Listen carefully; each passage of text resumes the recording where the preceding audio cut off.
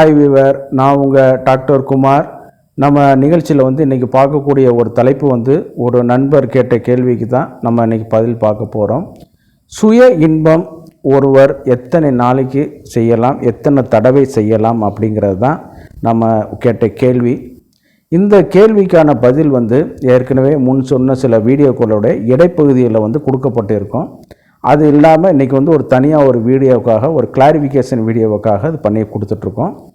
பொதுவாக சுய இன்பம் செய்வது சரியா தவறா அப்படின்னு கேட்டோம்னா, ஒரு மனிதன் தனது பாலியல் இச்சையை தீர்த்து கொள்வதற்கு, அதாவது ஒரு அகிம்சை முறையில், ஒரு எளிமையான முறையில் தீர்த்து கொள்வதற்கு ஒரு சிறந்த ஒரு இது இந்த சுய இன்ப பழக்கம்.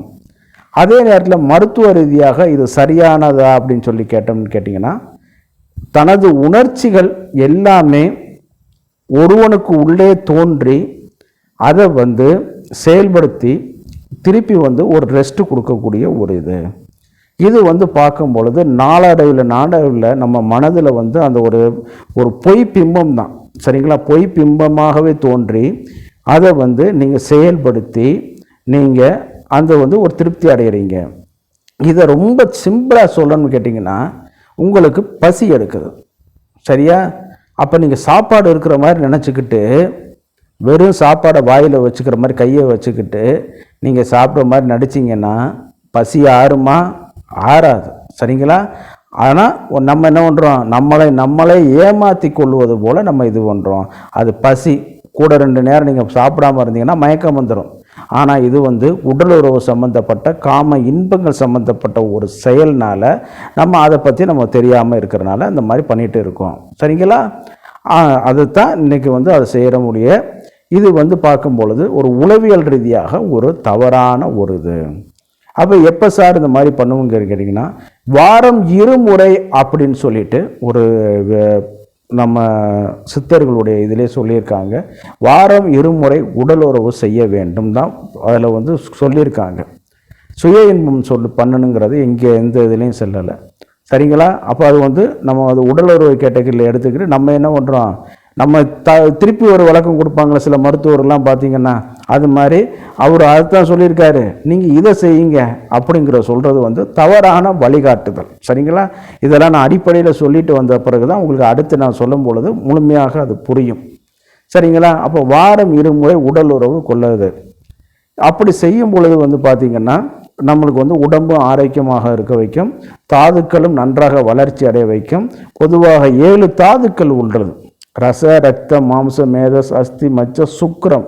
7வது தாது. நீங்கள் சாப்பிடக்கூடிய உணவு முதலில் ரசமாக மாறும், அடுத்து ரத்தமாக மாறும். பாச்சக பித்தத்தோட தன்மையினால் என்னன்னு கேட்டிங்கன்னா கலர் கொடுத்து அது ரத்தமாக மாறும். ரத்தமாகி மாறின பிறகு உடம்புல உள்ள சர்க்குலேஷன் பண்ணப்பட்டு மாம்சத்தில் அப்சர்வ் பண்ணப்பட்டு மாம்சமாக மாறும். அடுத்து அதனுடைய இப்போ சேமித்து என்னன்னு கேட்டிங்கன்னா மேதஸ் கொழுப்பாக மாறும். அடுத்து அஸ்தியாக மாறும். அஸ்திக்கு அடுத்து மஜ்ஜையாக மாறும்.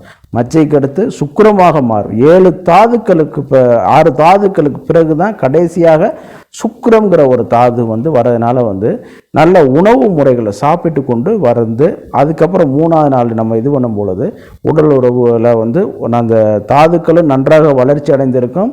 அதே நேரத்தில் விந்து அணுக்களும் எண்ணிக்கையும் நன்றாக இது பண்ண வைக்கும். இன்றைக்கி லேப் டெஸ்ட் பார்க்கும்போது என்ன சொல்கிறாங்க, விந்து அணுக்களுடைய டெஸ்ட் எடுக்கும்போது ஒரு 3 நாளைக்காவது தாம்பத்தியம் சுய இன்பம் செய்யாமல் ஒரு டெஸ்ட் எடுக்க சார்னு சொல்கிறாங்க. இதைத்தான் அன்னைக்கு சித்தர்கள் சொன்னாங்க, வாரம் 2 முறைங்கிற மாதிரி சொல்லிட்டாங்க. அப்போ 3 நாள் கணக்கு, 7 நாளில் 3 நாள் கணக்கு, சரிங்களா? அப்போ அதைத்தான் நம்ம சராசரியாக நம்ம இது பண்ணும் பொழுது அந்த கணக்கில் தான் நம்ம அந்த உடல் உறவு நம்ம இது பண்ண வேண்டும். சரி, இப்போ சாப்டருக்கு வருவோம், சரிங்களா? இந்த சுய இன்பம் இது பண்ணும் பொழுது பொதுவாக இந்த இடத்துல லாஜிக்காக நம்ம திங்க் பண்ணாமல் ஒரு தத்துவார்த்தமாக ஒரு ப்ராக்டிக்கலாக நம்ம திங்க் பண்ணணும். மனிதன் ஒரு சமுதாய விலங்கு.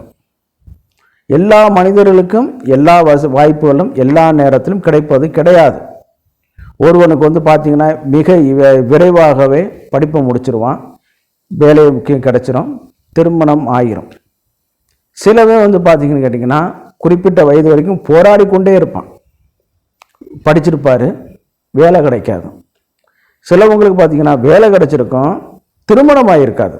இப்படியான பல்வேறு கட்டங்களில் வந்து அப்போ ஒவ்வொரு மனிதனும் போராடிட்டே இருக்கிறனால வந்து மனிதன் வந்து ஒரு சமுதாய விலங்கு. அதுக்காக நீங்கள் சாப்பிடாமல் இருக்கிறனால பசி எடுக்காதுன்னு நம்ம சொல்ல முடியாது இல்லையா? அப்படி வரும்பொழுது வந்து பார்க்கும்போது ஒரு மனிதன் வந்து தன்னை ஆற்றுப்படுத்தி கொள்வதற்காக ஒரு தெரப்பி தான் இந்த ஒரு சுய இன்பம். ஏன்னு கேட்டிங்கன்னா வேறு எதனா தவறான வழிகளில் போய்கொண்டு இது பண்ணும் பொழுது வேறு இன்ஃபெக்ஷன், தொற்று வியாதிகள், அதே நேரத்தில் சில சட்ட ரீதியான சிக்கல்கள், இவற்றை எல்லாம் சந்திப்பதற்கு பதிலாக தன்னைக்கு ஒரு திருப்தி, ஒரு ஆறுதல் படுத்தக்கூடியது, பிறருக்கு பிரச்சனை இல்லாத ஒரு இது பார்க்கும் பொழுது இந்த சுய இன்பம் செய்து கொண்டு பேசாமல் வீட்டிலேயே ஓய்வு எடுத்துக்கொண்டு தனது வேலையை, படிப்பு, தொழில்களில் கான்சன்ட்ரேட் செய்து கொள்வது. சரிங்களா? அப்படி இந்த மாதிரி வரும்பொழுது வந்து பார்க்கும்போது இது நம்ம அவர் சொன்ன மேற்கோள்களில் பார்க்கும் பொழுது வந்து சில குறிப்புகள், மத ரீதியான சில குறிப்புகள்லாம் இருக்குது. அதை நம்ம இங்கே சொல்ல விரும்புகளை பண்ணுவது வந்து தவறுன்னு தான் சொல்லிகிட்டு இருக்க ஒழிய, தானாக வெளியேறினால் 15 நாளைக்கு ஒரு தடவை, இந்த மாதிரி 10 நாளைக்கு ஒரு தடவை நல்லது தான் சொல்லியிருக்க ஒழிய, நம்ம சில இதுவைகளுக்கு வந்து நம்ம எக்ஸ்ட்ராடினரி கேஸுகளுக்கு தான் நம்ம பார்க்கும் பொழுது வாரம் ஒரு முறை அந்த மாதிரியான கேட்டகரங்களை எடுத்துக்கொள்ளலாம் ஒழிய, தொடர்ந்து ரஃப்யூஸ் ஆகும். சிலவங்க வந்து ஒரு நாளைக்கு 4 தடவை 5 தடவை அந்த மாதிரி பண்ணும் பொழுது வந்து அந்த ஆர்கன் வந்து இரத்த தந்துகிகள் வந்து பாதிக்கப்பட்டோம். ஏறத்தாழ பெனிஸில் உள்ள இரத்த தந்துகிகள் வந்து தான் அந்த எரெக்ஷனை வந்து இது பண்ணக்கூடியது. நீங்கள் கையில் உள்ள வலிமைங்கிறது வேறு, பெண்குறியில் உள்ள யோனி திசுக்கள்ங்கிறது வேறு. சரிங்களா? அப்போ வந்து என்னான்னு கேட்டிங்கன்னா அது வந்து அந்த பெனிஸ் வந்து டெஸ்ட்ரக்ஷன் ஆவதற்கு அதிகமான வாய்ப்புகள் வந்து அதிகம்.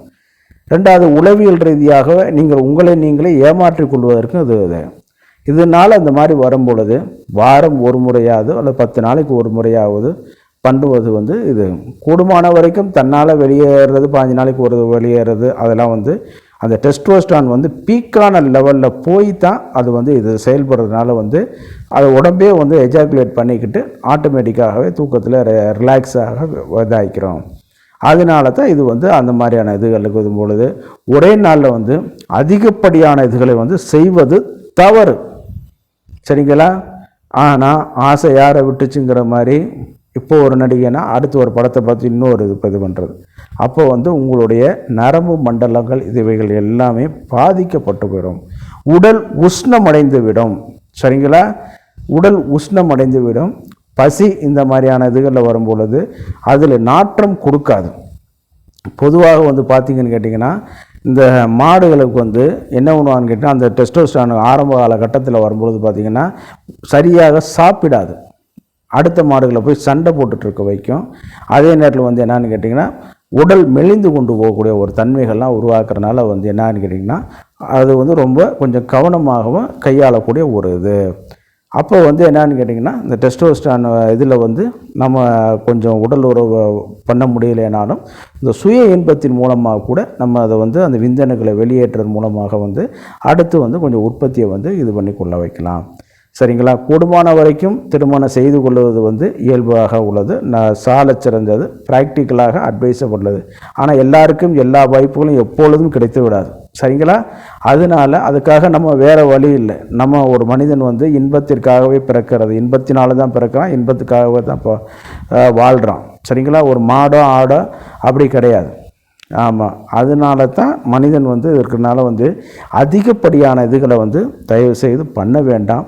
அது பின்னாளில் ஆண்குறி பாதிப்புக்கும் நம்மளுடைய மனநிலை சம்பந்தப்பட்ட பாதிப்பிற்கும் வழிவகுத்து விடும். அப்படின்னால ஓரளவு ஒரு டைம் இந்த மாதிரி பண்ணுற மாதிரி பண்ணிவிட்டு அதுக்கப்புறம் யோகா, தியானம், உடற்பயிற்சிகள் மூலமாக வந்து உங்களுடைய எண்ணங்களை வந்து கொஞ்சம் கட்டுப்படுத்தி கொண்டு நீங்கள் வந்து தொழில்கள், படிப்பு, வேலை வாய்ப்புகள் இவற்றில் வந்து நீங்கள் கான்சன்ட்ரேட் பண்ணுமாறு இது பண்ணலாம். இந்த பழக்கத்தில் இருந்து கொஞ்சம் கொஞ்சமாக கிராஜுவலாக நீங்கள் குறைச்சி கொண்டு வரலாம். நிகழ்ச்சியோட இறுதி பகுதிக்கு வந்துட்டோம். பொதுவாக வந்து எதுனாலும் எந்த ஒரு பழக்கம்னாலும் தப்பு இல்லை. வரம்பு மீறி வரையறைக்கு மீறி செல்லும் பொழுது தான் அது தவறுதலாக இருக்கக்கூடியதுனால வந்து அது வந்து தவறு கிடையாது. அளவோடு இருக்கிறது வந்து சால சிறந்தது. நிகழ்ச்சியோட இறுதி பதிக்கு வந்துட்டோம். நான் உங்கள் டாக்டர் குமார். இந்த நிகழ்ச்சி உங்களுக்கு பிடிச்சிருந்துச்சுன்னா லைக் பண்ணுங்கள்.